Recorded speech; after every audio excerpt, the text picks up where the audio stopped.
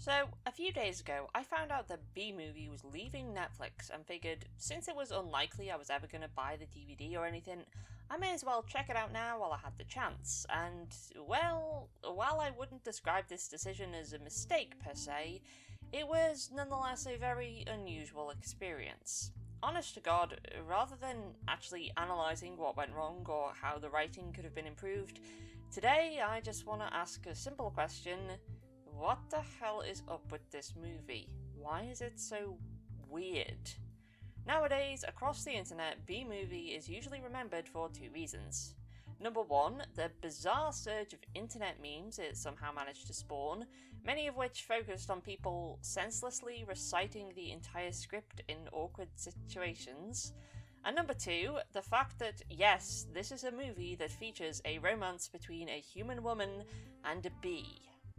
But if you think that's the only weird thing about B-Movie, then turns out that's about as accurate as this movie's depiction of insect biology. Truth is, this movie is one of the weirdest things that DreamWorks Animation has ever produced. Yes, weirder than that Uncanny Valley nightmare that was Shark Tale, not that this movie's character design is much better, of course. Our story begins with Barry Benson, a bee voiced by Jerry Seinfeld, who has recently graduated from college and is looking for a new job in the hive. It turns out that in this beehive, bees are overworked and forced to remain in one career their entire lives with no days off. This is seemingly painted as a bad thing, remember that. Barry is more intrigued with what's going on outside the hive, however, and manages to tag along with some pollen-collecting bees who show him the ins and outs of their job. However, Barry ends up getting separated from the group and winds up in the apartment of a florist named Vanessa. After Vanessa saves Barry's life, he feels he owes her a thank you despite it being forbidden for bees to talk to humans, and so he reveals his sentience.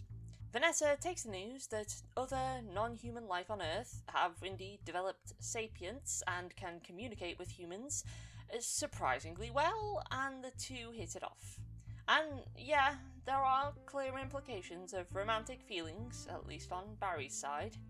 Barry begins to spend more time with Vanessa and eventually learns that humans have been taking bees' honey and consuming it for years. He tracks down the source of the honey and finds a whole farm of beehives that almost look a little bit like concentration camps. Outraged, Barry decides he's going to sue the entire human race in order to reclaim the honey that they've lost. And he does, and after some bizarre courtroom scenes, the judge rules in favour of the bees. Humanity is forced to free all bees and give back their honey, which now leads to an overabundance of honey, and thus all the bees stop working. As a result, bees no longer pollinate flowers, which leads to an apocalypse-level scenario that is very much glossed over in favour of the fact that now Vanessa is out of work because she has no flowers. Seriously, I don't think that's the biggest issue with a world lacking in plants, but okay. So, Barry must make it up to her by convincing the bees to join together to repollinate the world. Right, there's a lot to unpack here. For starters, you may have noticed that this story is kind of all over the place. The beginning of this movie shows that Barry's big issues he needs to overcome is that he doesn't have a place in his hive, and he doesn't necessarily want a place because the hive's way of working is oppressive. But absolutely none of that matters because the second act completely flips it around as it becomes a courtroom drama about the bees rising up against humans. I should point out that Barry is a member of a wild beehive that presumably has never lost any honey to humanity. Okay, I get why he would still be mad, but story-wise, wouldn't it make more sense for him to be from a farm hive? He just has very little connection to the actual plight of the farm hive bees, and none of the enslaved bees are given any real characterization, so it really feels as though the story being told here isn't really Barry's. They set up his conflict as being wanting to change his hive's oppressive rules about servitude, and now he's going after a completely different villain and conflict that are not really established. And then comes the third act, where the story completely switches again. because now it's all about flowers and pollination, and we really need to discuss this act in particular. Sorry if this is turning into a rant, but I have two major problems with this act. First, this movie has no idea what pollination means. Don't get me wrong, biology is clearly not this movie's strong suit, given, well, you know, in real life bees have 6 limbs and male bees don't have stingers, etc. But the fact that pollination is actually a major plot point, especially when it comes to the climax of the movie, means it can't really just be hand-waved or ignored. Pollination is the act of a plant being fertilized, often involving an insect moving the pollen from one part of a plant to the other.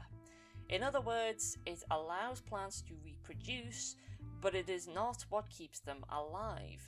The movie seems to think that plants need pollen to live, and that pollen can bring a dead plant back to life, which, no? Are they mistaking pollination for photosynthesis? I mean, sure, while many plants that are seasonal would all die out if they aren't producing seeds, those that live for a long time, like trees, would still be alive. I mean, I don't know about you, but I remember learning this in primary school. This is very basic science. But a bigger problem I have with this act is the implications. And no, I'm not actually talking about the interspecies romance here. I'm talking about slavery. See, this movie really hammers in how the farm bees are basically slaves. Like, it's made pretty damn clear that this is a slavery allegory. Living out our lives as honey slaves to the white man! And yet, the third act suggests that the bees being freed from slavery was a bad thing, because now they have an overabundance of honey and have become layabouts as a result, and thus the whole world and balance of nature is collapsing. Okay. First of all, this makes no sense anyway, given that, once again, Barry's hive was a wild hive, proving that even in this weird, unscientific universe, bees will make honey regardless of whether or not humans take it. But second, how did no one see how bad this looks? You're basically saying that freeing slaves is a bad thing because without being forced into labour, they would just become lazy layabouts and the system would collapse without slavery. And don't get me wrong, I'd be nicer about this if A, the movie hadn't deliberately made comparisons to slavery, or B, the movie ended with the bees and humans having made a compromise of sorts, where the bees give honey to humans again, but are actually compensated for their efforts, and the hive stops forcing their workers into constant labour. But no, there's not really any kind of expansion or explanation on what's really happening at the end, so it does kind of just seem like everything returns to the status quo, which seems a little screwed up when you really think about it. Honestly, the best way to describe B-movie in terms of plot and why it's so weird is that it's kind of like watching the first draft of a script put to screen. For those unaware, when film scripts are written, they will often go through multiple drafts, and usually the end product will look a lot different to the beginning, given that the first draft will usually be quite cluttered, not properly developed, and in need of much editing. But this film's story is so all over the place, so baffling, and features so many weird implications that I do question if that was the case here. The film has 3 basic ideas for plots. The first about a worker bee who doesn't want to be confined to the restrictive rules of his hive and wants to see the human world instead. The second about a bee looking to free other bees from human enslavement. And the third about a bee saving the world from ecological disaster. The film attempted to combine all of these ideas into one, but I personally don't think it worked. Instead, what we got was a very all-over-the-place, disjointed story that often just doesn't make a great deal of sense. Now, in the past, I reviewed a previous DreamWorks animated movie, Shark Tale, and you might be wondering now, well, which is worse? To which the answer would still very much be Shark Tale. See, Shark Tale was also extremely weird, but I mostly found it unenjoyable due to how much it annoyed me. With B-Movie, the main emotion I feel watching it is just sheer confusion. I'm not saying it's a good movie by any means, I'm saying that it's just so surreal that I can't feel much anger towards it, only sheer bewilderment. And I guess for that reason, I can understand just why it became such an internet sensation for a while. Because, well, of course the internet would flock around something so senseless and bizarre. And finally, I should probably bring up the thing that I know a lot of you likely want me to mention, that being the interspecies romance subplot. Yeah, this film does feature the main character, a bee, falling in love with a human woman. Now, I will say now, there's never a real confirmation as to whether or not Vanessa returns Barry's feelings, but there are, once again, implications. And yes, I know she does leave her human boyfriend because of Barry, but specifically because he was trying to kill him, and because in this world bees are sentient, so that would be wrong, and yeah, I can try to apply logic and meaning to this, but I guess at the end of the day, it's just such a weird premise that it feels kind of futile. And I suppose that really does just sum up the situation though. I can pick this movie apart, point out the biological, legal, and just plain old contextual inaccuracies, or rag on the very dubious implications it raises, but why? This is a movie about a bee who falls in love with a human and then sues the human race. Trying to find logic or meaning or decency really does feel like a lost cause. At the end of the day, the only truly valid responses to B-Movie are all of those memes that just involved reciting the script for no clear reason. Thanks for watching the video. This movie was indeed an experience.